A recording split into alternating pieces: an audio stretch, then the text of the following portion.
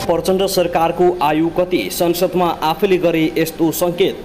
साउन 1 गतेदेखि सार्वजनिक स्थानमा धुम्रपान र मद्यपान निषेध गरिँदै ललित निवास प्रकरणमा पूर्व प्रधानमन्त्री सहित उच्च तहका व्यक्ति बयानमा तानिँदै बालेन्द्र शाहपछि हर्क साङपा पनि नेताहरू विरुद्ध आक्रामक, सांसदलाई भने चोर फटा ढाका। भिरकुटी मण्डप जग्गा प्रकरण सांसद गुरुङ मुख्य आरोपित भन्दै सर्वोच्चमा पुनरावेदन। राष्ट्रिय सभा बैठक बस्दै यस्तो छ आजको कार्यसूची। ललिता निवास जग्गा प्रकरणमा अतिरञ्जित र भ्रामक सूचना सम्प्रेषण नगर्न सिआइबीको आग्रह। प्रधानमन्त्रीको जवाबबाट नेकपा एमाले पार्टी सन्तुष्ट छैन। प्रदेश प्रमुख खापुङद्वारा प्रदेश मुख्य न्यायाधीश वक्ताको राजीनामा स्वीकृत। एमसीसी परियोजना भदौदेखि कार्यान्वयनमा जान्छ। मन्त्री नारायण प्रकाश साउद 3 ठुला दलले देशलाई बन्धक बनाउन मिल्दैन। राष्ट्रिय स्वतन्त्र पार्टीका सभापति रवि लामिछानेको भनाई। प्रधानमन्त्रीले नैतिकताको आधारमा पनि राजीनामा दिनुपर्छ। राजेन्द्र प्रसाद लिङ्गदेल। नक्कली भुटानी शरणार्थी प्रकरणमा मलाई रकम दिएको भन्ने अडियो योजनाबद्ध तरिकाले रेकर्ड गरिएको आर्जु राणा देउबाको भनाई। प्रधानमन्त्रीमाथि चलाएका भ्रमहरू साफ भएको छ। सांसद दाहाल देउबाको कामप्रति असन्तुष्ट जनाउँदै शशाङ्क कोइरालाले भने गगन कुमार थापाको भनाइमा सत्यता छ। प्रधानमन्त्रीले संसदमा दिएको अभिव्यक्तिले सकारात्मक रूपमा लिएका छौँ। नेकपा एमालेको भनाई। भावनात्मक पक्ष अघि सारेर राष्ट्र र जनतालाई घात गर्ने छुट प्रधानमन्त्रीलाई छैन। योगेश कुमार भट्टराई। प्रधानमन्त्रीको जस्तो भाषा नबोलेको स्वीकार्छु, भविष्यमा सतर्क रहन्छु। प्रचण्डले स्वीकारे गल्ती। भ्रष्टाचार विरुद्धको अभियानमा सरकारलाई सहयोग गर्छौँ। सभापति लामिछाने। नेपालमा प्रधानमन्त्री कसले बनाउँछ? ओलीलाई प्रचण्डले यसरी सम्झाए। रोस्टममा भक्कानिँदै प्रचण्डले भने म जानुको बुबा भएर बोले। प्रधानमन्त्रीको प्रश्न प्रतिपक्षले राजीनामा माग्दैमा दिनुपर्ने हो र? प्रचण्डलाई एमालेको सुझाव देशका लागि पद छोडिदिनुहोस्। पुष्पलालको योगदानलाई युवा पङ्क्तिमा पुर्याउन आवश्यक भएको माधव कुमार नेपालको भनाई। भ्रष्टाचार विरुद्ध श्रम स्वीकृतिको विकास गर्न स्रष्टाको भूमिका महत्त्वपूर्ण भएको प्रचण्डको दावी। संसद अवरोध हटाउन एमाले लचक। प्रधानमन्त्रीको जवाब यसरी सुने। साहित्य र सृजनाले जनताको भावना बोल्नुपर्छ। र सिआइबीले भन्यो ललित निवास प्रकरणलाई अतिरञ्जित नबनाउनुहोस्। यी 4 प्रदेशमा भारी वर्षा, अन्यत्र हल्कादेखि मध्यम बाढी पहिरोको उच्च जोखिम। साउन 1 गतेदेखि महानगरका सार्वजनिक स्थानमा धुम्रपान र मद्यपान निषेध गरियो। छोरी बलात्कारको कसुरमा 33 वर्ष कैद सजाय। अब हेर्नुहोस् पुरा समाचार। दर्शक नमस्कार। युट्युब च्यानल नेपाली खबर मिडियामा तपाईहरूलाई हार्दिक स्वागत छ। यदि हाम्रो च्यानललाई अहिलेसम्म सब्स्क्राइब गर्नुभएको छैन भने सब्स्क्राइब गरी नजिक रहेको बेल आइकनलाई दबाई हामीसँग जोडिनुहोला। दर्शकहरू सदा झै आज पनि हामी तपाईहरुमाझ देशभरका विभिन्न समाचारका साथ उपस्थित भइसकेका छौँ। यो भिडियोलाई अन्तिमसम्म हेर्नुहोला। साथै कहाँदेखि हेर्दै हुनुहुन्छ, के भन्न चाहनुहुन्छ, तपाईको मनमा लागेका प्रतिक्रिया कमेन्ट बक्समा छोड्न नभुल्नुहोला। दर्शक के तपाईँ हाम्रो च्यानलमा नियमित श्रोता हुनुहुन्छ? यदि नियमित हुनुहुन्छ भने तल कमेन्ट बक्समा नियमित अथवा रेगुलर लेख्नुहोस्। नयाँ हुनुहुन्छ भने सब्स्क्राइब गर्न नभुल्नुहोस् ताकि नयाँ अपडेटका साथ हामी तपाईहरुमा छरफल उपस्थित भइराख्नेछौँ। हाम्रा समाचारहरू तपाईहरूलाई के कस्तो लागिरहेका छन्, जस्तो लाग्छन् त्यस्तै प्रतिक्रिया छोड्न नभुल्नुहोला। दर्शक आउनुहोस् आजको पहिलो खबरतर्फ लागौँ।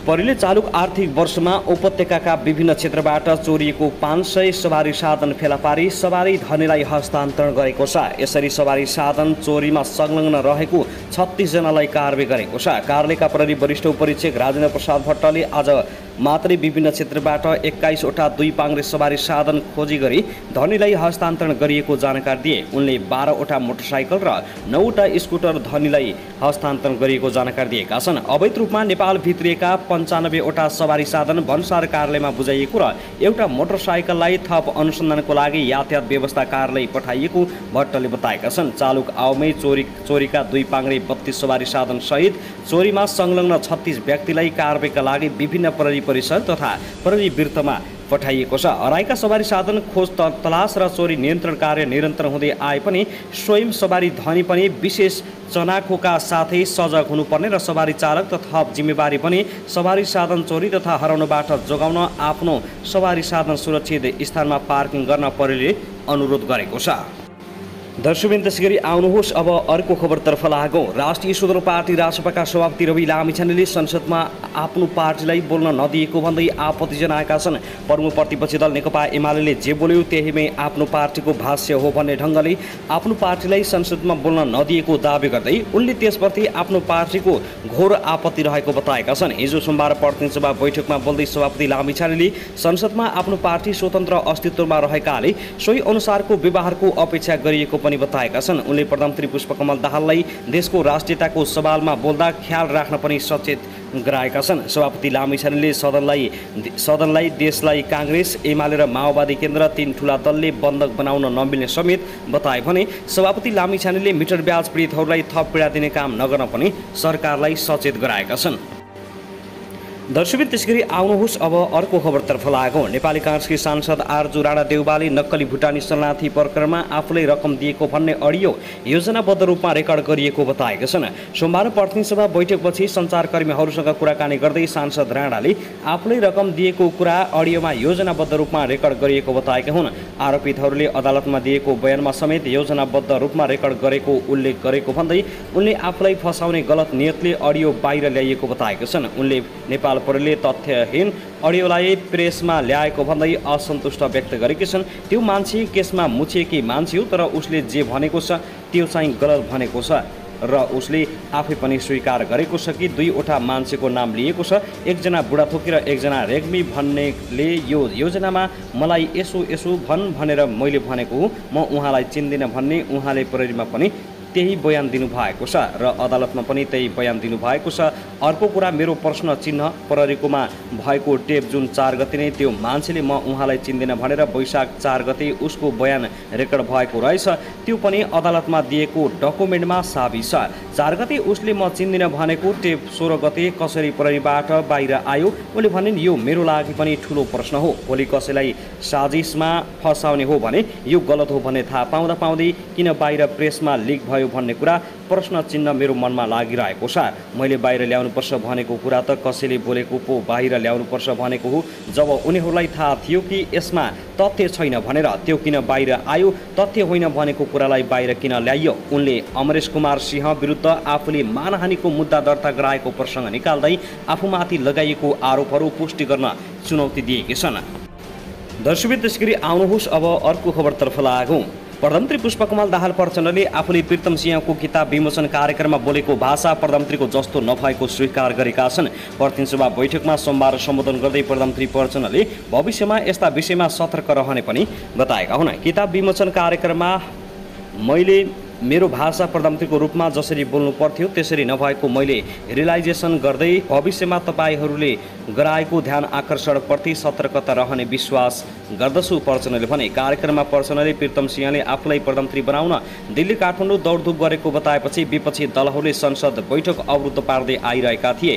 प्रमुख 3 दलबीच आइतबार नै संसद चल्ने सहमति भए पनि प्रधानमन्त्रीको सचिवालयले जारी गरेको विज्ञप्तिमा लगाइएको आरोप पनि फिर्ता लिनुपर्ने नेकपा एमाले अर्को अडान लिएपछि बैठक रोकियो। सोमबार जवाब दिने क्रममा प्रधानमन्त्रीले त्यस विषयलाई समेटेका छन्। राष्ट्रको बृहत्तर हित र सार्वभौम सत्ता, संसदको गरिमा र जनताको सामूहिक विवेकमाथि मेरो पूर्ण निष्ठा दोहोऱ्याउन चाहन्छु। यो स्पष्ट सोचका बावजुद मैले पुस्तक विमोचनका क्रममा अभिव्यक्ति गरेको भाषाबाट पर्न गएको असहजताप्रति दुःख व्यक्त गर्न चाहन्छु। उनले भने, मेरो मनसाय कसैप्रति अनादर वा कसैप्रति आरोप प्रत्यारोप गर्ने नहुँदै पनि यसैका कतिपय टिप्पणीहरू वक्तव्यहरूमा देखिने यस्ता भावनाहरूका निम्ति पनि म सम्मानित सदन समक्ष दुःख व्यक्त गर्न चाहन्छु। विगतमा जति टिप्पणी भई वक्तव्य भए तीमा प्रयोग भएका भावी भाषा सबैभन्दा यो पछिल्लो र आधिकारिक हो। उनले प्रतिपक्षले भन्दैमा आफूले खुरुक्क राजीनामा नदिने पनि बताएका छन्। दर्शक महानुभाव, त्यसैगरी आउनुहोस् अब अर्को खबरतर्फ लागौँ। राष्ट्रिय प्रजातन्त्र पार्टीका अध्यक्ष राजेन्द्र प्रसाद लिङ्गदेनले प्रधानमन्त्री पुष्पकमल दाहाल प्रचण्डले राजीनामा दिनुपर्ने बताएका छन्। नैतिकता भन्ने चिज जीवितै छ भने प्रधानमन्त्री दाहालले राजीनामा दिनुपर्ने उनको तर्क छ। सोमबार प्रतिनिधि सभा बैठकमा बोल्दै उनले प्रधानमन्त्रीले दिएको अभिव्यक्ति आपत्तिजनक रहेकाले कसैले दबाब नदिए राजीनामा दिन उपयुक्त हुने तर्क समेत गरेका छन्। अध्यक्ष लिङदिनले संसदमा बोल्ने मौका नदिएको भन्दै आपत्ति समेत जनाए। संसदमा सभामुखले आफ्नो पार्टीलाई बोल्ने मौका नदिई अघिल्लो बैठकमा सत्तापक्षलाई बोल्न दिएकोमा आफ्नो पार्टीको असन्तुष्ट रहेको बताएका छन्। अध्यक्ष लिङदिनले प्रधानमन्त्रीले भारतीय नागरिकले दिल्लीमा पटक पटक धाएर आफूलाई प्रधानमन्त्री बनाएको भन्ने कुरा सह्य नहुने चेतावनी दिएका छन्। दर्शकबिन त्यसैगरी आउनुहोस् अब अर्को खबरतर्फ लागौँ। नेपाल प्रहरीको केन्द्रीय अनुसन्धान ब्युरो CIB ले ललिता निवास प्रकरणमा अतिरञ्जित र भ्रामक सूचना सम्प्रेषण नगर्न सञ्चार माध्यमलाई आग्रह गरेको छ। ब्युरोका प्रवक्ता एवं प्रहरी उपरीक्षक सञ्जय सिंह थापाले सोमबार विज्ञप्ति जारी गरी ललिता निवासको 143 रोपनी जग्गाबारे CIB ले अनुसन्धान गरिरहेकाले उक्त प्रकरणलाई अतिरञ्जित र भ्रामक सूचना सम्प्रेषण नगर्न आग्रह गरेका हुन्। केही दिनदेखि विभिन्न सञ्चार माध्यम सामाजिक सञ्जालमा प्रस्तुत कसुरको तथ्यगत विषयलाई अन्यत्रै मोडी कसुरसँग असम्बन्धित व्यक्ति तथा पदाधिकारीको नाम समेत जोडी अतिरञ्जित र भ्रामक रूपमा केही समाचार प्रकाशित भएकोमा ब्युरोको गम्भीर ध्यान आकर्षण भएको छ। ब्युरोले ललिता निवास प्रकरणको अनुसन्धानका क्रममा विभिन्न निकाय र व्यक्तिबाट प्राप्त सहयोगले अनुसन्धानलाई मूर्त रूप दिने कार्यमा थप प्रेरणा मिलेको बताएको छ भने आगामी दिनमा समेत सहयोग हुने विश्वास लिएको छ। CIB ले ललिता निवास प्रकरणमा प्रत्यक्ष रूपमा संलग्न व्यक्ति र तथा पदाधिकारीलाई कानुनी कारबाहीको दायरामा ल्याउन सम्पूर्ण सचेत नागरिकको सहयोगको अपेक्षा गरेको छ। दर्शक महानुभाव, त्यसरी काठमाडौँ महानगरपालिकाका मेयर बालेन्द्र शाह हिजो आइतबारदेखि आफू तारिकमा रहेको बताएका छन्। आइतबार सर्वोच्च अदालतबाट जारी भएको तारिकको पर्चा पाएपछि मेयर बालेन्द्र शाहले आफूले भारतको सांस्कृतिक हस्तक्षेपको विरोध गर्दा तारिकमा पाएको भन्दै सामाजिक सञ्जालमा कटाक्षी गरेका छन्। आज एउटा विशेष दिन, आजबाट म तारिकमा छु, भारतको सांस्कृतिक हस्तक्षेपको विरोध गर्दा उनले सामाजिक सञ्जालमा लेखेका छन्। र आजै प्रधानमन्त्रीज्यूले छुट पाउनुभयो, भारतले यो देशको प्रधानमन्त्री बनाउँछ भन्दा म आजबाट अपराधी, जय होस् देशको। उनलाई सर्वोच्च अदालतले असार 12 गते मङ्गलबार 7 दिनभित्र लिखित जवाब लिएर आफै अदालतमा हाजिर हुन आदेश दिएको थियो। उनले अदालतको आदेश मान्दिन भन्ने आशयको अभिव्यक्ति दिएपछि अधिवक्ता वर्षाकुमारी झाले अदालतको अवहेलना सम्बन्धी रिट निवेदन सर्वोच्च अदालतमा दर्ता गराएकी थिइन्। दर्शक, त्यसैगरी आउनुहोस् अब अर्को खबरतर्फ लागौँ। राष्ट्रिय स्वतन्त्र पार्टीका सभापति रवि लामिछानेले संसदलाई प्रमुख 3 राजनीतिक दलहरूले आफ्नो सिन्डिकेट बनाउन खोजेको आरोप लगाएका छन्। आइतबार नयाँ बानेश्वर स्थित सङ्घीय संसद भवनमा सञ्चारकर्मीसँग कुराकानी गर्दै सभापति लामिछानेले संसदलाई काङ्ग्रेस, एमाले र नेकपा माओवादी केन्द्रका सांसदहरूले आफ्नो सिन्डिकेट बनाउन खोजेको आरोप लगाएका हुन्। उनले 3 राजनीतिक दलहरूका बीचमा सल्लाह मिल्दा संसद चल्ने र सल्लाह नमिल्दा संसद नचल्ने भएको भन्दै असन्तुष्ट व्यक्त गरे। उनले दलहरूले पटक पटक यस्तो गरेको भन्दै अब आफूहरूले नसहने चेतावनी दिएका छन्। उनले आपसमा सल्लाह नगरी जुन कुनै मुद्दा संसदमा लिएर आउन आग्रह गरेका छन्। उनले भने सदन 3 नेताको होइन, सदन प्रतिपक्षको हो। अझ बढी सार्वभौम जनताले चुनेर पठाएका जनप्रतिनिधिले जनताका कैयौँ सवालमा कुराकानी गर्नुपर्नेछ। उनीहरूको सल्लाह मिल्यो भने संसद चल्ने भयो, नमिल्दा नचल्ने भयो। संसदमा स्वतन्त्र रूपमा जितेर आउनुभएको माननीय ज्यूले पनि उत्तिकै भूमिका रहन्छ। संसदलाई संसद जस्तो बनाउनु पर्दछ। सरकार अथवा ठुलो दलहरू बीचको भागबण्डाको विषय नै होइन संसद। प्रमुख 3 दलले संसदलाई आफ्नो सिन्डिकेट बनाउन खोजेको देखिएको छ, तर यो गर्न पाइँदैन, यो गलत हो। संसदको मर्यादालाई, संसदको गरिमालाई जोगाउनु पर्ने हुन्छ।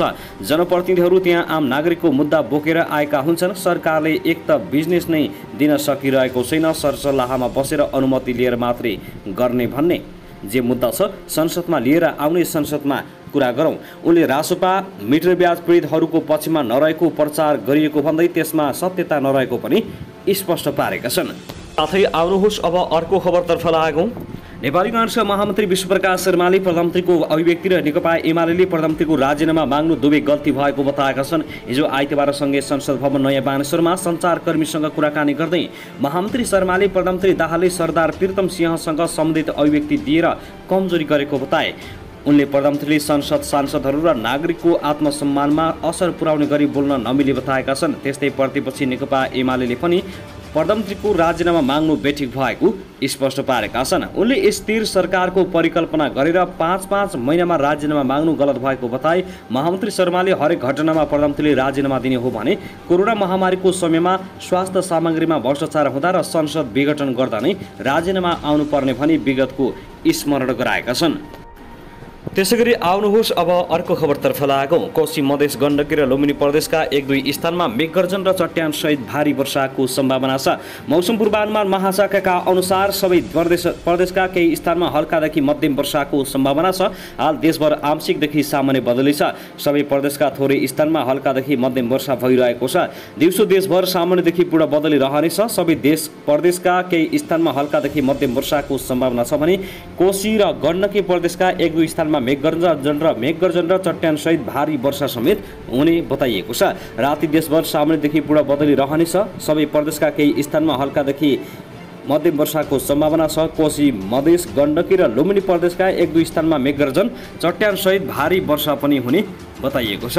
महाशाखाले वर्षाका कारण सडक तथा हवाई यातायात, स्वास्थ्य, कृषि, पर्यटन लगायत क्षेत्र र दैनिक जनजीवन समेत प्रभावित हुन सक्ने जनाएको छ। हावाहुरी, भारी वर्षा, मेघगर्जन, चट्यान, गेग्रान बहाव, बाढी पहिरो तथा भूक्षयका कारण हुन सक्ने जोखिममा क्षतिबाट बच्न आवश्यकता सतर्कता अपनाउन अनुरोध गरेको छ। हाल देशमा मनसुनी वायुको प्रभाव रहेको छ। मनसुनको न्यूनचापी रेखा पश्चिमतिर सरदर स्थानभन्दा दक्षिणतर्फ तथा पूर्वतिर सरदर स्थानभन्दा उत्तरतर्फ अवस्थित छ। त्यसैगरी आउनुहोस् अब अर्को खबरतर्फ लागौं। भारतको उत्तराखण्ड प्रदेशको पिथौरागढ जिल्लामा रहेको धौलीगङ्गा जलविद्युत परियोजनाको बाँध भोलि मङ्गलबार खोलिने भएको छ। एनएचपीसी लिमिटेड र धौलीगङ्गा पावर स्टेसनले जिल्ला प्रशासन कार्यालय बैतडीलाई आइतबार पठाएको पत्र अनुसार परियोजनाको बाँध असार 26 गते मङ्गलबार बिहान 5 बजेदेखि बेलुका 8 बजेसम्म खोलिने जनाइएको छ। बाँध खोलेका बेला र त्यस प्रस्ताव केही घण्टा महाकाली नदीको जलस्तर बढ्ने भएकाले सतर्कता अपनाउन आग्रह गरिएको बैतडीका प्रमुख जिल्ला अधिकारी सुरेश पन्थीले जानकारी दिए। HPC limited Dhauliganga power station Darchula Pithoragarh भारतबाट प्राप्त पत्र अनुसार वर्षातका कारण परियोजनाको जलसायमा पानीको प्रभाव दिन प्रतिदिन वृद्धि हुँदै गएको र सरसफाइका लागि बाँध खोलिन लागेको बताइएको छ। बाँध खोलेको बेला नदी तटीय क्षेत्रका बासिन्दालाई सतर्कता अपनाएर सुरक्षित स्थानमा बस्न आग्रह गरिएको छ। यसका साथै लगातारको वर्षा र बाँध खोलिए प्रस्ताव महाकाली नदीमा जलस्तर बढ्ने खतरा भएकाले नदी आसपासका नदी वारपार नगर्न पनि आग्रह गरिएको छ। दार्चुलादेखि बैतडी, डलधुरा, कञ्चनपुर भएर भारततिर बग्ने महाकालीमा पानीको बहाव र सतह बढ्न सक्ने भएका कारण नदी छेउछाउमा नजान र सतर्कता अपनाइराख्न स्थानीय प्रशासनले पनि अनुरोध गरेको छ।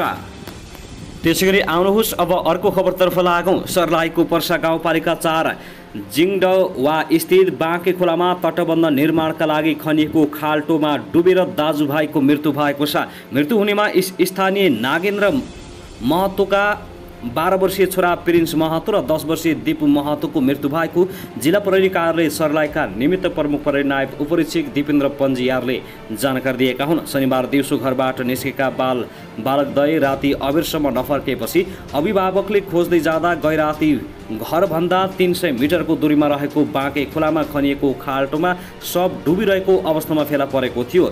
2 मात्र सन्तान रहेका नागेन्द्रका दुवै छोराको मृत्यु भएपछि अहिले पुरै जिङडवा गाउँ शोकमा डुबेको छ।